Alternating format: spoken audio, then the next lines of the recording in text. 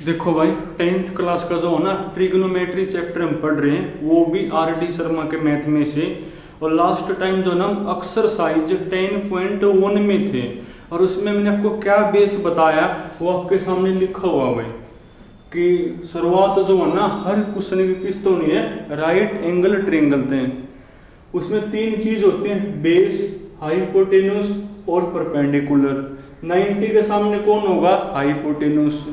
जो परपेंडिकुलर है वो थीटा के सामने होता है। यानी जो रेशो आपको गिवन है ना, उसके एंगल में ए लिखा तो ए के सामने वाला परपेंडिकुलर, बी लिखा तो बी का सामने वाला, और सी लिखा तो सी के सामने कौन होगा? परपेंडिकुलर। और फिर थर्ड आपका बेस होगा।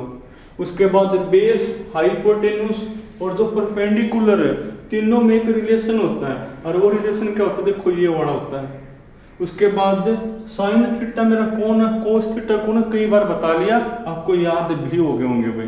क्वेश्चन देखो, तो टाइप हम कौन सी पढ़ रहे हैं? किसी ट्रिग्नोमेट्री रेशो की वैल्यू आपको गिवन होगी और बाकियों की बतानी होगी। तो शुरुआत वगैरह क्या करनी है, सब कुछ मैंने आपको बता दिया। लास्ट टाइम जो है ना, मैंने आपको क्वेश्चन नंबर 5 करवा था भाई। अब तुम पढ़ो 6, पढ़ना 6 एक बार भाई। तो 6 में लिखा हुआ है, in triangle P Q R, in triangle P Q R, right angle at T Q, right angle at Q भाई। और जो पी क्यू है ना, पी क्यू इक्वल टू मेरी 4 सेंटीमीटर बल के साथ में। और जो आर क्यू है ना, आर क्यू है मेरी 3 सेंटीमीटर है भाई। और आपने वैल्यू बतानी है, किस किस की वैल्यू बतानी है भाई? एक तो साइन पी की भाई, एक साइन आर, एक आपने बतानी है सीकेंट पी, और एक आपने बतानी है सीकेंट आर। इनकी वैल्यू आपने बतानी है। अब आप ध्यान से देखो, इनके एंगल में पी है और इनकी बारी में एक रूल लगेगा, इनके एंगल में आर है, इनके बारी में एक रूल लगेगा। इनके अलग रूल तो निकलेगी, इसकी अलग रूल तो निकलेगी। इसकी किस रूल तो निकलेगी? जब एंगल में पी होगा उस तो निकलेगी, और एंगल में आर मानकर इनकी निकलेगी। तो पहले इनकी निकाल लो, फिर इनकी निकाल लोगे। तो शुरुआत तो वैसे करनी पड़ेगी कि शुरुआत में क्या बनाओगे? एक राइट एंगल ट्रायंगल भाई। अब देखो, जो राइट एंगल है वो क्यू के ऊपर है, 90 आपका क्यू के ऊपर है, तो फिर पी आप यहां लिखोगे क्यू। वो लिखना ऐसे होता है, लिखना अपने ऐसे होता है, और क्यू के ऊपर 90 आना चाहिए, तो फिर पी यही मानना पड़ेगा, पी क्यू आर। तो ये तो आपका क्यू ऊपर 90 बनेगा। अब 90 के सामने कौन होता है? हाइपोटेन्यूस। ये तो कभी भी चेंज नहीं होता। अब मेरे ये बच गए बेस और परपेंडिकुलर। वो किस पर डिपेंड है? वो डिपेंड है एंगल के ऊपर। अब इनकी जो वैल्यू है पहले वो निकालोगे, फिर इनकी निकालोगे। क्योंकि इनके एंगल में पी है ना, और इनके बारे में जो एंगल है वो आपने ये मान रखे हैं। तो इसके सामने कौन होगा? परपेंडिकुलर। तो मेरा बेस हो जाएगा। अब लिखोगे, ये तो सब कुछ लिखा ही हुआ है, तो लिख दोगे 4। शुरुआत में एंगल पी के बारे में निकाल लो, एंगल पी तो वी हैव। तो एंगल के सामने कौन होता है? परपेंडिकुलर। यानी क्यू आर मेरा कौन होगा? क्यू आर मेरा होगा परपेंडिकुलर होगा। उसके बाद पी क्यू कौन होगा? बेस हो जाएगा। पी क्यू मेरा कौन होगा भाई? बेस। उसके बाद पी आर मेरा कौन होगा? पी आर मेरा होगा हाइपोटेन्यूस। पी आर मेरा कौन होगा भाई? हाइपोटेन्यूस बनेगा। उसके बाद कौन कौन गिवन है भाई? आर क्यू मेरी 3 है, लिखो क्यू आर को आर क्यू 3 है भाई। और कौन सी गिवन है? पी क्यू है मेरी 4। तो पी आर निकालो, किसका यूज करोगे? पाइथागोरस। तो यूजिंग पाइथागोरस थ्योरम करना यूज हुई। क्या होते हैं पाइथागोरस? हाइपोटेन्यूज का स्क्वायर यानी पी आर का स्क्वायर इक्वल टू कौन? बाकी दोनों का स्क्वायर का सम यानी पी क्यू का स्क्वायर प्लस में कौन? क्यू आर का स्क्वायर। अब लिखो सबकी वैल्यू। पी क्यू कौन है? 4, 4 का स्क्वायर 16। क्यू आर मेरी कौन है? 3, 3 का स्क्वायर 9। यानी जो पी आर का स्क्वायर है वो कौन होगी? तो पी आर का स्क्वायर बनेगी 16 9 25 यानी पी आर कौन होगी? तो स्क्वायर स्क्वायर रूट हो जाएगा और 25 का रूट यानी 5। अब निकालो जिसकी वैल्यू आपने बतानी है। किस किस की वैल्यू बतानी है? अब एंगल अपने P मान रखा है ना, तो साइन P और सीकेंट P की निकाल पाओगे इस रूल में। पहले साइन P निकालो। साइन P तो साइन का formula perpendicular upon hypotenuse, perpendicular upon hypotenuse यानी Q R upon P R. करो Q R upon P R. Q R है 3 अपॉन पी आर 5। एक हमने सीकेंट पी की बतानी है। सीकेंट का formula hypotenuse upon base, hypotenuse hypotenuse upon base यानी P R upon P Q. P R 5 upon P Q भाई। P Q कौन है मेरी? पी क्यू कहां पर लिखी हुई है रे? पी क्यू यहां से लिख दो 4 है यानी। और इनके बारे में एंगल आपका आर है भाई, तो अलग चेंज होगा। अब एंगल ये नहीं ये है, तो इसका अलग तरीका निकाला। ऐसे लिखोगे फॉर एंगल आर तो वी हैव। तो जब एंगल आपका ये होगा तो इसके सामने कौन होगा? परपेंडिकुलर यानी अब पी क्यू मेरा कौन होगा? अब पी क्यू मेरा बनेगा परपेंडिकुलर। क्यू आर मेरा कौन होगा? बेस होगा। क्यू आर मेरा कौन होगा भाई? बेस। और पी आर मेरा कौन होगा भाई? पी आर मेरा होगा हाइपोटेन्यूज। ठीक है, तब के बाद ये लगेंगे। अब निकालो ग्रीन की वैल्यू भी। किस किस की बतानी है? साइन आर की बतानी है। तो साइन आर, साइन का फॉर्मूला परपेंडिकुलर अपॉन हाइपोटेन्यूज। अब इनको नहीं, इनको देखोगे परपेंडिकुलर अपॉन हाइपोटेन्यूज यानी P Q upon P R. P तो लिख लो P Q upon P R. P Q कौन है मेरी? पी क्यू है मेरी भाई 4 है ना, अपॉन पी आर कौन है मेरी? ये तो 5 है, तो 5 हो। ऐसे तुम इसका तुम निकाल लिया वैल्यू। तो भाई मेन चीज जो एंगल ही है बस, और बाकी तो सब वही सेम टू सेम चीज है। और देखो भाई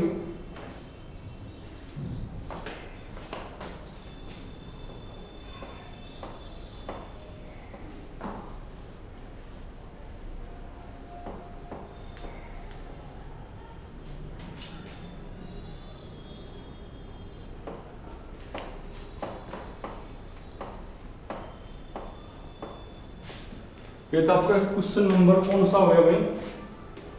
शायद 5th हो गया ना। अब तुम पढ़ो 6 भाई। उसके बाद कई सारे एक जैसे हैं, उनको फिर कल कर लेंगे। 6 हो गया अपना। 7th पढ़ो, क्वेश्चन नंबर 7। क्वेश्चन नंबर 7 में है भाई if cot theta equal to कौन है मेरा? 7/8 है भाई। और आपने वैल्यू बतानी है। फाइंड किसकी वैल्यू बतानी है भाई?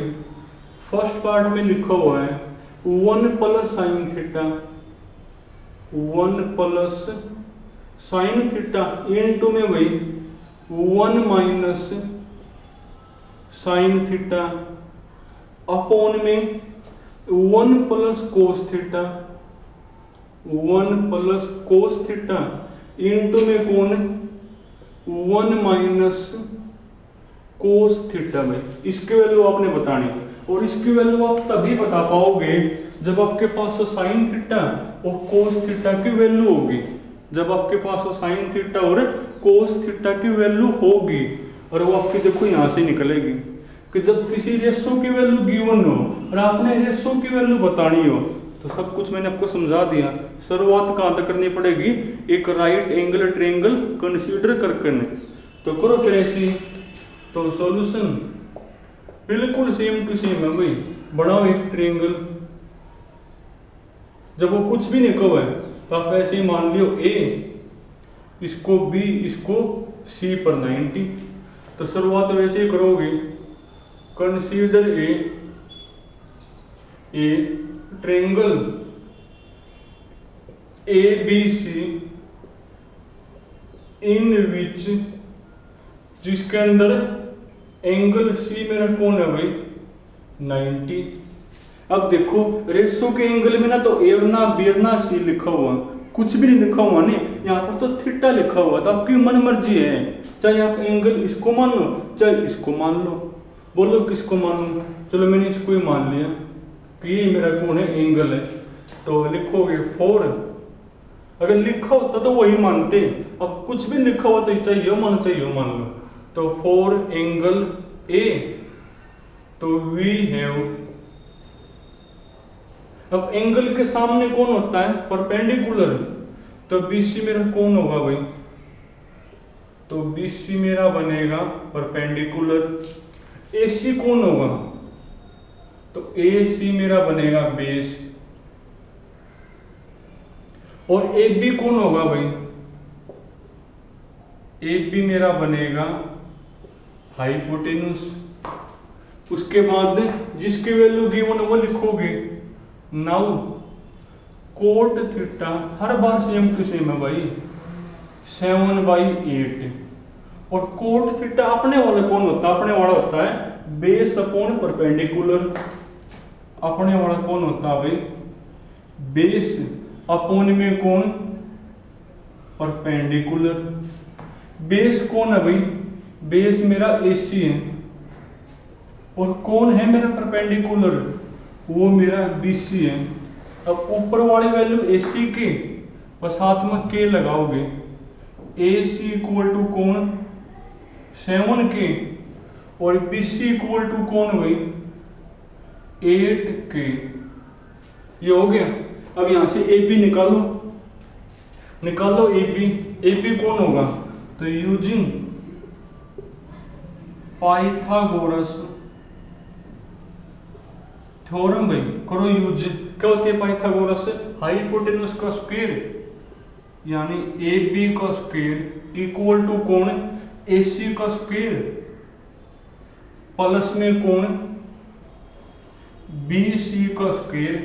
अब लिखो भी वैल्यू, तो ए बी का स्क्वायर इक्वल टू ए सी का करो स्क्वायर यानी 7K का स्क्वायर कौन होगा 49K स्क्वायर, बी सी का स्क्वायर यानी 64K स्क्वायर।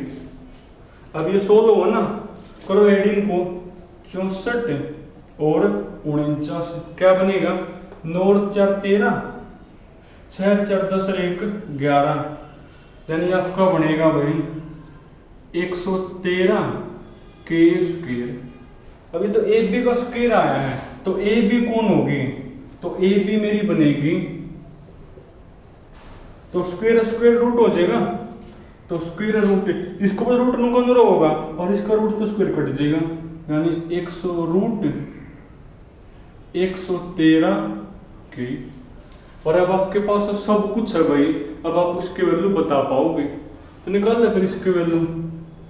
तो नाउ किसकी वैल्यू बतानी है भाई 1 प्लस साइन थीटा इनटू में कौन 1 माइनस साइन थीटा डिवाइड में कौन 1 प्लस कोस थीटा इनटू में कौन 1 माइनस कोस थीटा। निकालो इसकी वैल्यू क्या बनेगी, तो इसकी वैल्यू आपकी बनेगी 1 प्लस साइन थीटा।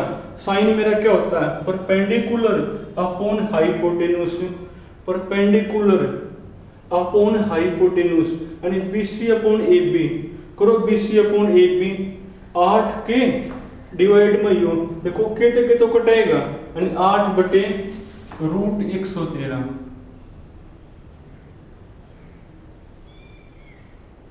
इनटू में भाई 1 माइनस साइन थीटा। देखो साइन थीटा की वैल्यू वही बननी है 8/√113 डिवाइड में भाई 1 plus cos theta. 1 plus cos क्या होता है मेरा base upon hypotenuse, base upon hypotenuse यानी AC अपॉन AB। करो AC अपॉन AB, AC कौन है मेरा 7K अपॉन में U, के तो कटेगा यानी 7/√113, 7/√113 और यहाँ पे 1 माइनस 7 और अब सिंप्लीफाई देखो आपको आना चाहिए। जब एक खुद कॉपी पेन लेकर बैठोगे तो आओ गया, तो करो सिंप्लीफाई। देखो a plus B into A minus B के फॉर्म में क्या होगा a square minus B square. 1 का स्क्वायर तो 1 नहीं होगा, करो इस b का स्क्वायर 8 का स्क्वायर 64 और ये आधा रूट तो स्क्वायर कट जाएगा यानी 113 डिवाइड में भाई तुमने दिखा नहीं गा शायद 1 प्लस ना 1 प्लस क्या है वो तो मैंने लगा ही दिया। अरे बाबा क्या लिख दिया, ये गलत लिख दिया भाई, तो तुमने दिखा नहीं गा यहाँ पर भाई, यहाँ ऊपर लिख दे